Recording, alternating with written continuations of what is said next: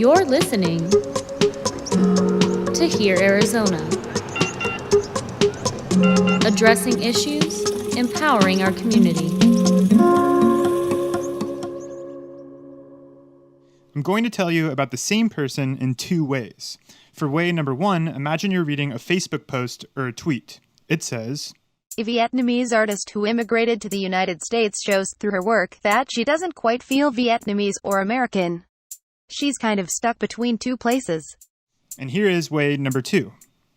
When Antoine Nguyen was 22, she left her home in Vietnam to travel on a tourist visa to the United States to visit my sister to attend her wedding. Okay. She was the only one live here. She was a refugee. My brother was too, but he passed away. Her siblings were two of the 130,000 Vietnamese people who fled to the U.S. at the end of the Vietnam War in 1975. And that war had taken a toll on Antoine's family and spread them across the world. When she reached her sister, she found... Anyway, she lived here by herself. She's really strong, but it's messed up. Like, or really screw people up, like badly. My mom went through it. She saw like Vietnamese people got hung up by the VC or somebody just like blow each other up. And so Antoine came to the U.S. as a part of what she thought would be a vacation. But she saw what her sister was going through, and she decided to stay with her, to stay in the U.S. for good. And because of her visa status, she wasn't allowed to go back home for 7 years. She misses Vietnam. 13, 14 years, I haven't been there. I miss it so much. I'm not part of that community, and I might not be this community. I'm like, yeah, that's space in between. Like between 1 and 0, I'm stuck right in that space. Now she lives in Arizona, and she's an artist. I'm speaking with her at the Tucson Museum of Art, where her work is a part of their 4x4 exhibition, featuring 4 Arizona artists, including Nazafaran Lotfi, who we heard from last episode. But Antoine's art is about feeling stuck in between a new home and an old home, and not quite fitting in either place.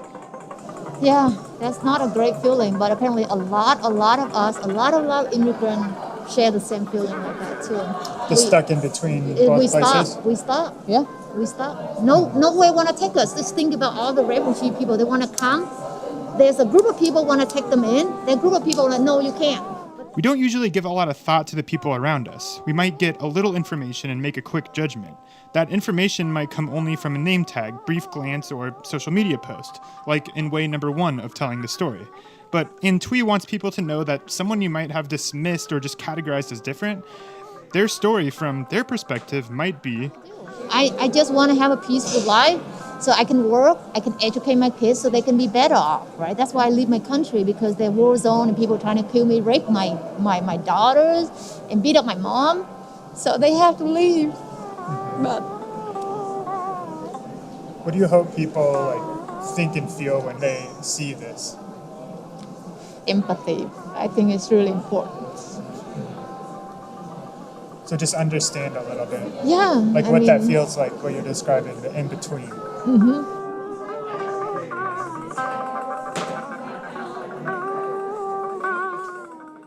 If you felt more connected to Antoine and her story after hearing it told in way number 2, you might have something in common with a 2-year-old. My name is Melody Bukazer Dawkins. I have a PhD in developmental psychology. So in that work, I was really interested in infant social cognitions. Dr. Bukazer Dawkins and other researchers like her are interested in babies and toddlers because they might be able to tell us something about our kind of original default human settings, how we think before we've had all this life experience to influence our biases and judgments. She and others in the field use things like puppet shows showing little stories and track things like how long little humans stare at certain objects to determine their concerns or preferences. Specifically, Dr. Bukazer Dawkins is interested in looking at how their sense of fairness develops, basically examining our attitudes toward even income disparities or attitudes toward how we think about people who are marginalized. So just looking at it from a baby's perspective, basically. She did a study recently looking at how 2-year-olds viewed 2 hypothetical people, represented by dolls. All the kids knew about them is that one had many more toys, more resources than the other. We did observe that some toddlers had a specific preference for individuals with more resources. But then they told the toddlers a few simple things about that person with fewer resources. So we would tell them about, their backgrounds or their families, what they would like to do if they have a pet. And when they did that, they found the biases toward the person with more resources disappeared. The study is not yet complete and the results are preliminary, but they seem to show that the little 2-year-olds went through something like what you, listener to this podcast, just went through. They got a superficial introduction to a person, thought something about them, but then they heard a little bit about their story. They got the chance to understand them, to feel what they feel. This little shift in mindset has big consequences, and it's just the kind of thing that art can prompt in us. I think it's a very nice parallel to draw, just highlighting the power of arts to humanize people and kind of broaden people's horizons, and also just thinking about something new, reimagining something, maybe reimagining a new world. All of that is possible within confines of the arts and creativity. On this episode of the State of the Arts podcast, art, empathy, and feeling at home. Safe enough to be authentic, to be yourself.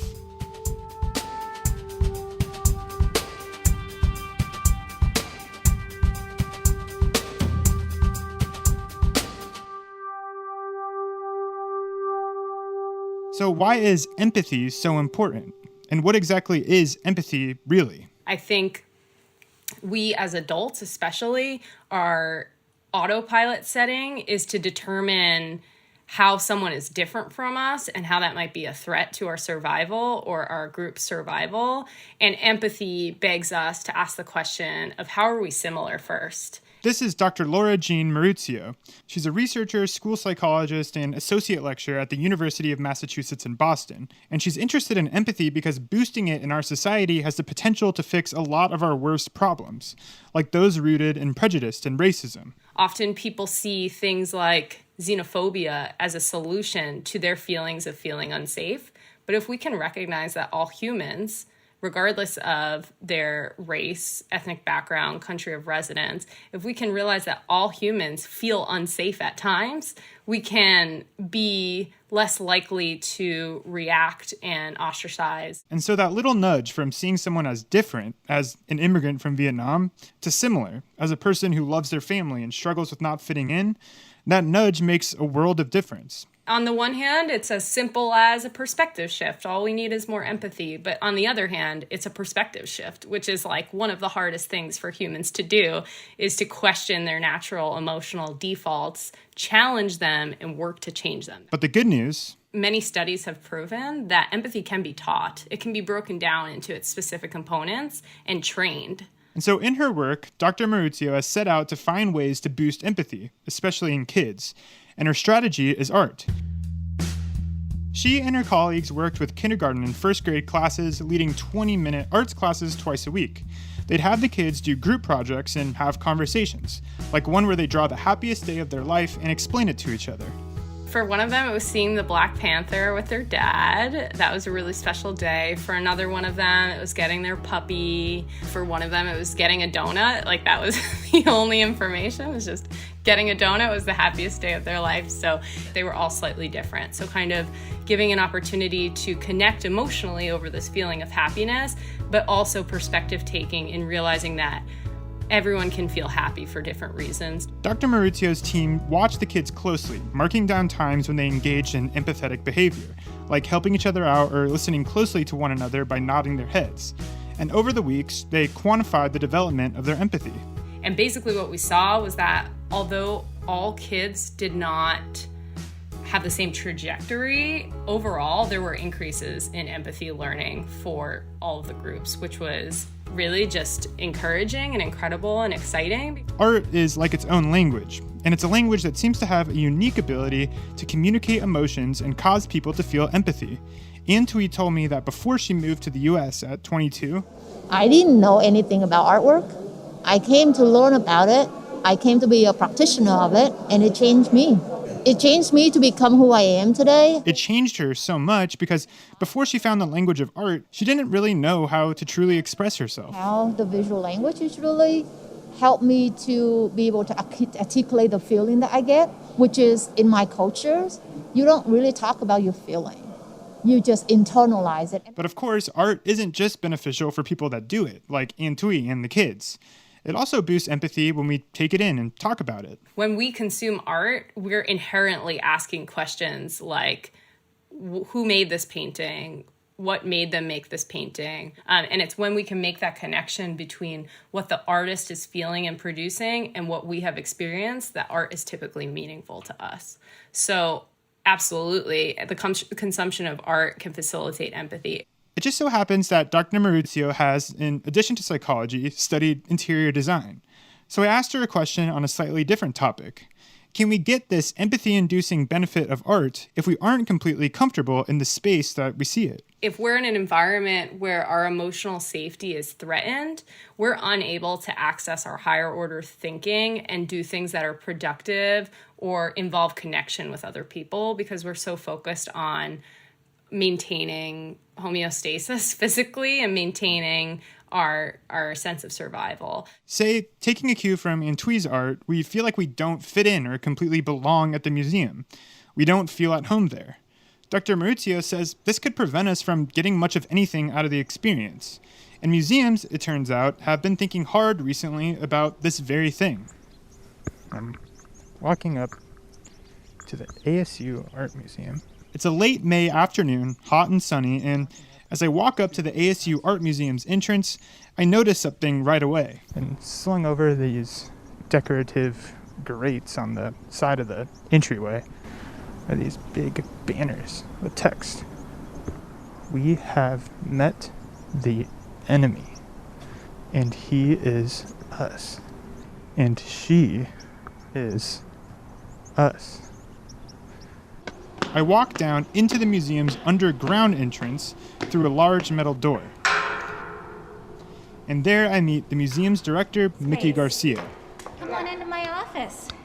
Thank you for waiting. I really appreciate it. I follow her into her cool air conditioning office full of books, Native American pottery, and little printouts of pieces for future exhibitions. In this room, she and her colleagues plan what's next for the museum. And recently, they've been focused on a problem that's arguably plagued museums since they were invented in Europe. A problem many say persists to this day. It's just not working now. We know we can look at attendance across the country. We can look at boards across the country. We can look at leadership across the country. We are not serving all the people. And part of their plan to make change happen is a 1-year-old ambitious initiative called Pilot Projects. Pilot Projects is a series of artworks, interventions, and public programs that began last year in the midst of the pandemic, as well as a reaction to the murders of George Floyd and so many others. Part of the initiative is new exhibitions, like a collection of text-based art, which includes the banner I saw on my way in. But it goes beyond that and goes really to the core of what a museum is and how it interacts with its audience. We thought, let's shake it loose. Let's not be a standard status quo institution all the time. Let's be more flexible. Let's let more voices in. There was one particular social media account that's called Change the Museum, and where staff anonymously started posting all of the harms that museums had done to them or to audiences. And it was a real reckoning. It's been a widespread reckoning of the fact that museums participate in systemic institutional racism. So we at the ASU Art Museum, I am a woman of color, I'm a Latina, part of the reason I came to ASU is because of its mission of inclusion. My life's work has really been about reimagining what museums can be for more people. She said museums have traditionally assumed the role of expert teacher, an authority that bestows its great knowledge on its patrons. What if we actually created vehicles for audiences to come in and share their lived experiences along with our knowledge, and that we would then co-create meaning together? We want to shift the conversation and the tenor of museum. This belongs to you all, the students at ASU University, but also the people of Arizona. I want people to come in here to know that they own this. This is theirs. This summer, they're preparing for a museum-wide exhibition on art and the history of incarceration. And instead of closing to do that work in the dark, like a museum might typically do, they'll be offering tours to anyone who wants one, to give people a chance to see. How does the museum go up? The artist will be here, the crew is going to be painting walls, and the curators will be hanging. And as we're doing that, we're inviting audiences to come in and participate so that we can demystify the process. Dr. Melody Bukazer Dawkins now works for Slover Lynette Audience Research. She's the researcher who studied babies that we heard from at the start of the episode.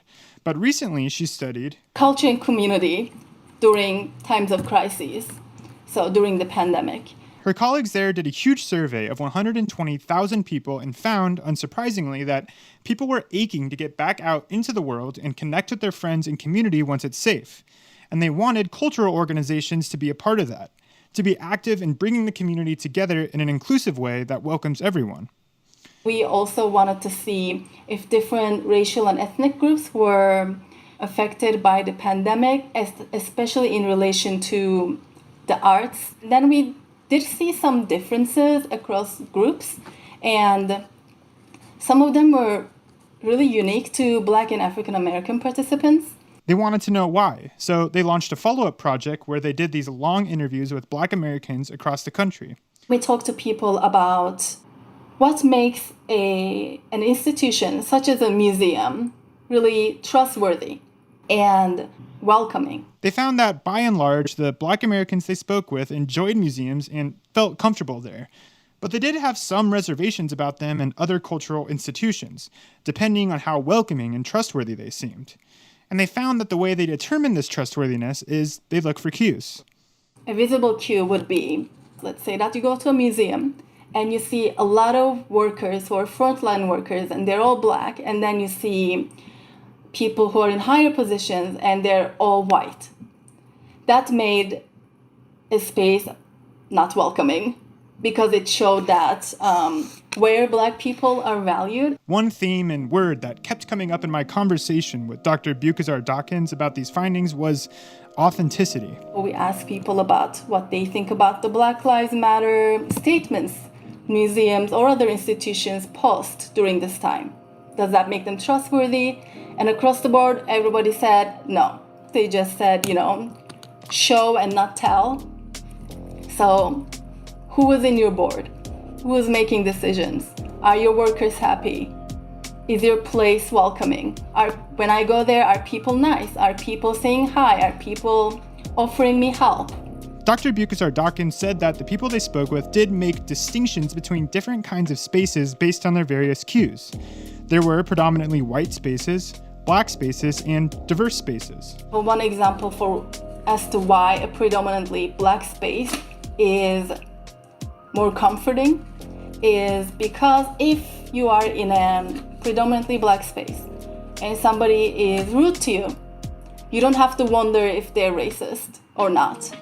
You don't have to wonder what was going on there. You can just think, okay, this person was rude, so I can move on.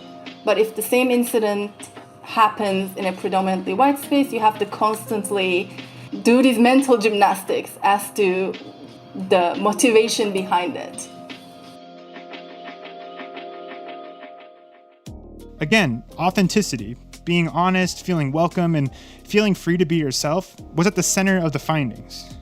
A Black space is more comforting is because Black people can be their authentic selves in that place. At least this is what the participants told us. So authenticity was really important, and people did not want to be the representation of Blackness, which is kind of forced upon you in predominantly white spaces. I'm lucky to feel comfortable at the ASU Art Museum, free to be authentic and reflect on the work.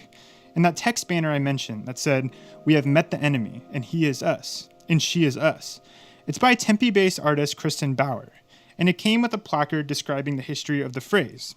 The original version, "We have met the enemy, and they are ours," was first coined by an American naval officer after defeating a British fleet in the War of 1812. The line was famously parodied in a 1970 Earth Day poster, which stated, "We have met the enemy, and he is us," pointing out that the blame for pollution and environmental destruction is on humankind.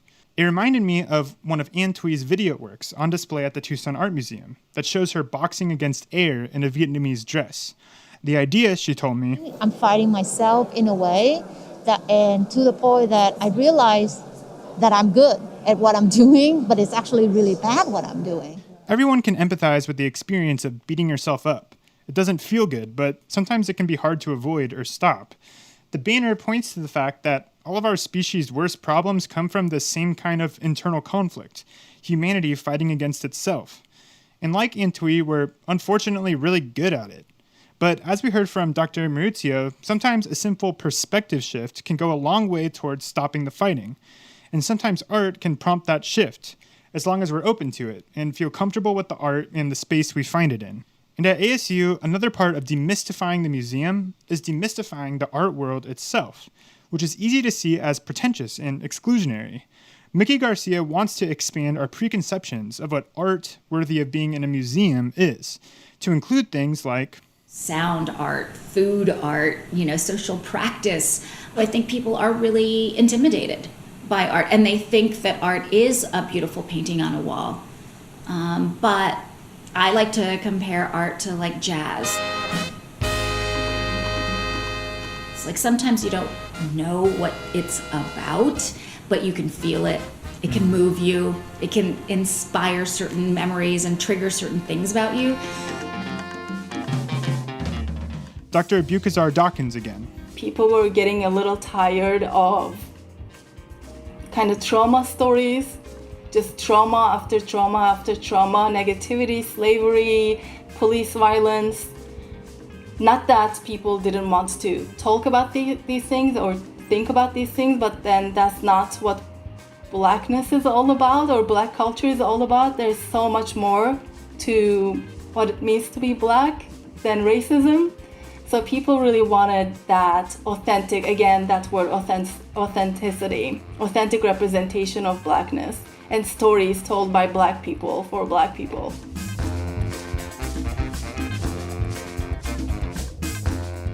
In the Black community, I hit a lot of jazz clubs, blues clubs, and a lot of Black culture. Everybody was cheerful, constantly, And so there's a ton of joy within our community. This is Willie Bonner, another Arizona-based artist whose work is on display at the Tucson Museum of Art's 4x4 exhibition. His work is connected to my identity as a Black American. My purpose of being here had a tragic story behind it, but we're making a positive out of that. So there's that transformation there also in the work. Willie's paintings are filled with vibrant Technicolor splotches that form larger images if you step back and look at them for a few seconds. Kind of like seeing figures in clouds. But step closer and details reveal themselves. Little symbols and phrases like, see the Star of David over here. That star used to be on the prayer mats of the Zulu tribe. The Venus of Wardolph, then the guy wearing a hoodie, and then the stereotype of the Black guy with the watermelon. And then over there is like the quilt patterns to the Underground Railroad. The stories and symbols in Willie's paintings span all of human history.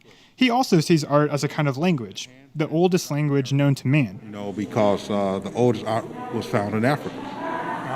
And that's where the humanity began and tell the story. So like when you look at the earliest work or art of man, etched in the stone or either bone or wood, it was about communicating in the best way they can because they didn't have words then. So sign and language of art have always guided us out of the dark into the light. And so as I get older, the lights get brighter.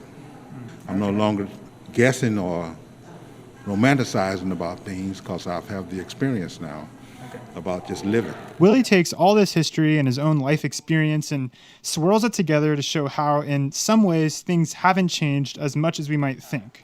When you look at unarmed people being shot down in the street and killed, and then you look at how during the period of time when they brought us here, The slave catchers would do the same type of treatment.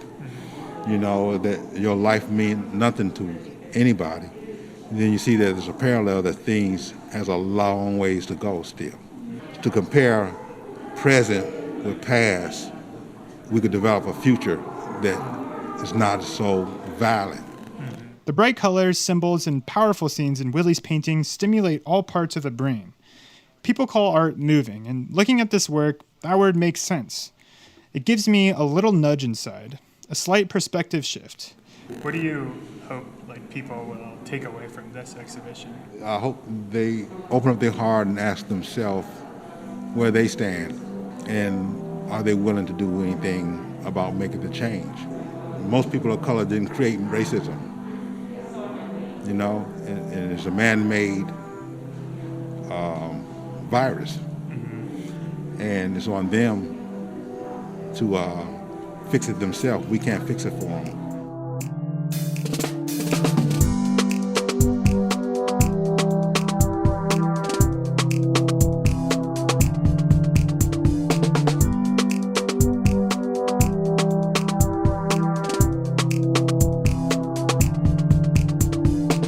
You just listened to an entire podcast episode on the arts, so obviously this issue carries some weight for you. To learn more about the organizations we profiled and the issues they face, visit our website, herearizona.org. That's HEAR Arizona. Tell all your friends to check us out too. They can search for Here Arizona on their favorite podcast listening app, Apple Podcasts, Stitcher, NPR One, Spotify. And since we're all about empowering our community, we want you to be a part of the conversation. Follow Here Arizona on Facebook, Twitter, and Instagram. This podcast series is made possible by a grant from the Virginia G. Piper Charitable Trust. Here Arizona is a production of the Division of Public Service at Rio Salado College, which includes Sun Sounds, Spot 127, KBOC, and KJZZ. Special thanks to the Tucson Museum of Art and the ASU Art Museum for their help with this episode.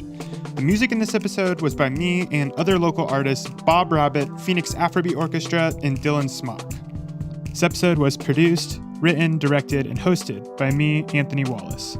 Linda Pastore is our executive producer.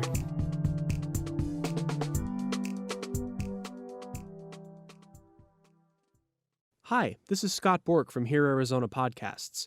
Since you're still listening, you're obviously a fan of ours. We want to hear more from you. Visit herearizona.org and take our listener survey. That's HEAR Arizona.org. Thanks for listening. Thanks for listening. Thanks for listening. Thanks for listening.